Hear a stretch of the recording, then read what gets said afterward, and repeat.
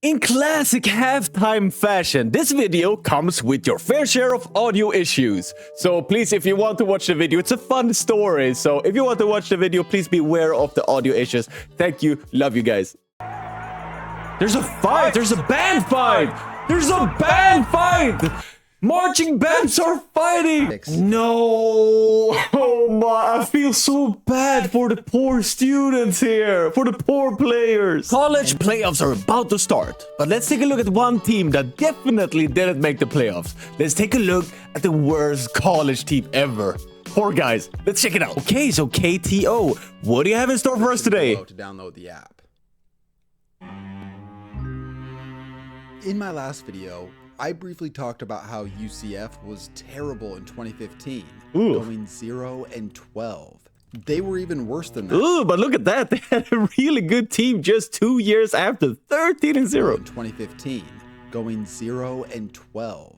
They were even worse than that from 2004 to 2005, losing 17 straight games. You could make an argument that they were the worst college football team at those times. And as I was making that video, I began to wonder, who's the worst college football team ever? Okay. Do you have any guesses here?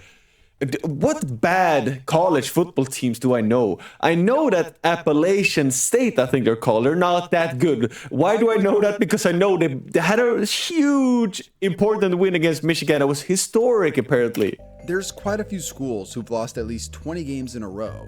This even includes some top-end universities like Florida State and South Carolina. You keep going up and up this list until you reach the worst Division 1A team ever, the Northwestern Wildcats. 34 games to 1982.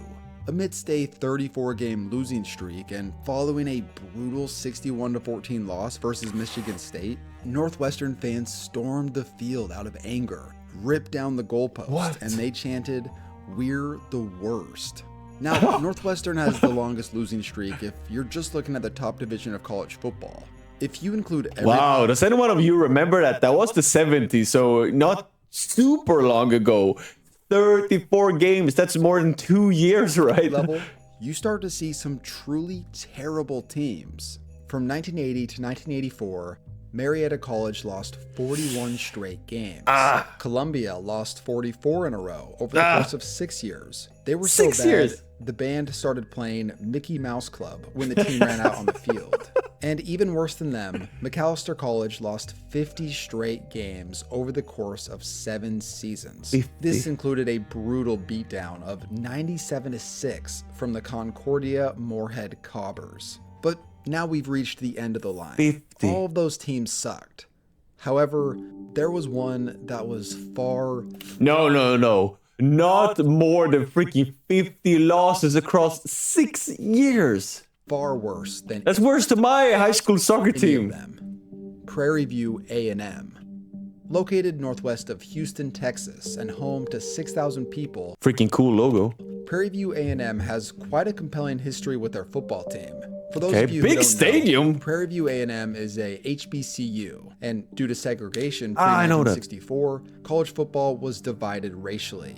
Back in the 1950s and 60s, Prairie View was a powerhouse in the SWAC, taking home 8 conference titles and 5 black national championships over the span of 14 years. Damn. Their coach, Billy Nix, was the man. He was considered the Bear Bryant of black college football for his dominance. But after his retirement in 1965, Prairie View A&M rapidly went south. From 1968 to 1989, they finished above 500 twice. This man, that's 20 seasons. stretch included a 22-game losing streak. And it's not like they were super high. Look, 5-5, 6-5, and 5-5. It's not like they had a good team. And in the final year of this struggle, 1989, the program was in its worst place it had ever been. This was primarily due to one guy, Haney Catchings. Haney Catchings was not a good coach. In fact, I can't even imagine what it would be like to play for a guy like this. Here's his story with Prairie View. Catchings is hired in 1986 as a coordinator, then promoted to head coach in 1987. They were decent at first, but by 1989, the team was horrible, and players began to complain about some pretty serious issues. First off, Players complained that Catchings held practices as long as 6 hours. Whoa! For those of you who've ever participated in long football practices, could you imagine warming up at about 3 o'clock and finishing at 9 at night? Then, even worse than that, several players had accused Catchings of withholding their financial aid until they proved themselves on the field. He would even take their books away from them, so they couldn't study because they weren't playing well enough. The team's GPA plummeted, and when the administration was slow to act, players boycotted the team. But this was just part of the athletic department's You have to act. These are young kids. You have to help them. struggle. By May 1990, Prairie View shut down most sports on campus, including football. And it was later found that the athletic department was missing $100,000. Catchings was found to be part of this, and later pled guilty to felony and misdemeanor charges for filing fraudulent expense reports. Yeah, Catchings was fired. And Prairie View did not field a football team in 1990. They quickly brought most of the sports back by 1991. But here was the catch. The school had 0 athletic scholarships. It was either keep the sports canceled or let the kids play, despite this massive disadvantage. New coach Ronald Beard was in a nightmare situation. He described the team that they put together in 1991 as an intramural or club football team. They were blown out every week, losing by an average of 46 points a game.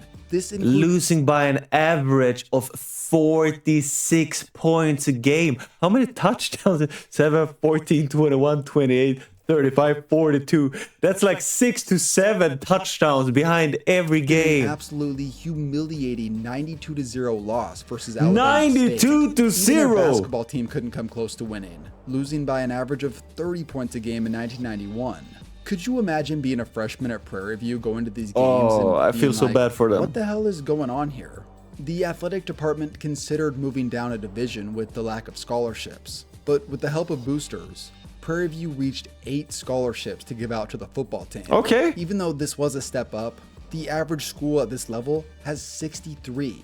They didn't win a single game in 1991, 92, 93, 94, 95, 96. No! Oh my, I feel so bad for the poor students here, for the poor players. And 97.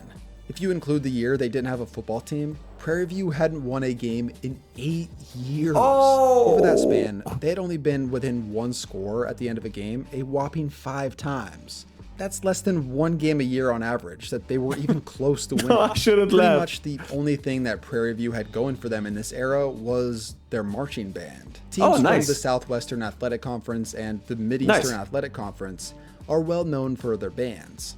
I can imagine anyone who went to Prairie View around that time who attended games was probably going for the band instead of the football team. So anyways, the year now is 1998. Prairie View is 0-2 and going up against Southern.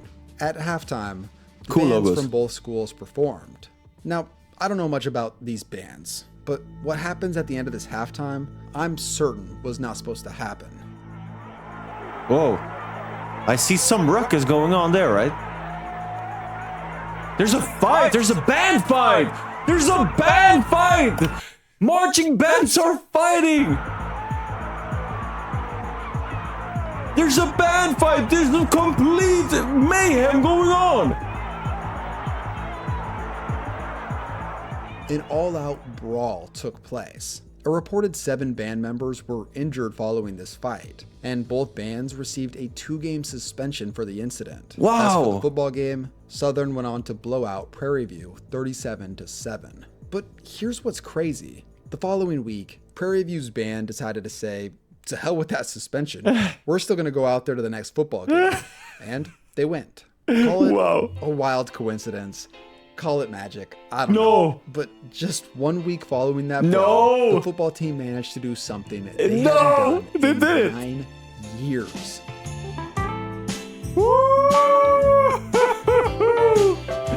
Sweet victory. The game came down to the wire, with Prairie View holding on for dear life. When the final whistle blew, 5,000 strong rushed the field and ripped down the goalposts. It was also perfect that this win came against Langston, because 80 games prior, That's who this losing streak began with. Just look at those dudes.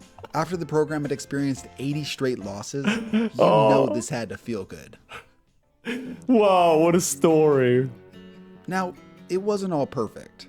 9 days following the win, and all athletics at Prairie View were suspended indefinitely because of the rebellious band showing up to that game. But the penalty didn't even last a week. Prairie View's football team would continue to struggle following the win. It took them another 9 seasons to finish above 500. Then, just 2 years after that, things had finally come full circle. Prairie View found themselves in the SWAC championship game. Whoa! They hadn't been SWAC champions. I don't know what that is, but championship game for this team. In the SWAC championship game. They hadn't been SWAC champions since the 1960s. The SWAC championship will come down to a Hail Mary. Oh, here we go. No, Alabama with the Hail Mary. You have to throw it. Throw it. Everything he has into one last throw. It's going to be short of the end zone. And Prairie View. They win it. Prairie View. The turnaround is complete. Prairie View. Oh, that's the end. What a beautiful video. Guys, original video below. KTO, amazing college storyteller. Prairie View, probably one of my favorite college teams now. I don't have any. I don't have any connection to any of them, but this ones I have a connection to. What a fun story. I love stories like this. Hope you enjoyed watching it together. Thank you guys for watching, and as always, take care and see you soon.